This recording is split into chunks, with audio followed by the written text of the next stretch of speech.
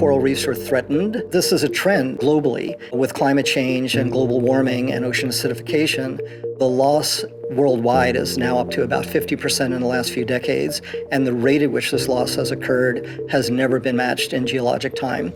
In 50 to 100 years, it'll all be gone. We really need to bring the science to bear on how to restore that which has already been lost. This is Moat Marine Lab in the Florida Keys. The work we do here on corals includes research on the ability and the science to actually grow corals and plant them back on the reef, making genetic strains that we hope would be new genotypes that can tolerate both today's conditions and the conditions of tomorrow. We're trying to understand if corals from the Eastern Caribbean can breed with the Western Caribbean. And they don't move on their own, they're stuck to the bottom of the ocean. And their larvae don't disperse that far.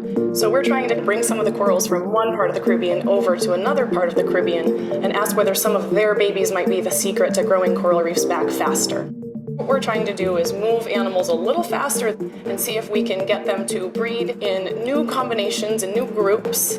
So we're assisting in taking the genes from one area and actually make them available to another area or another strain.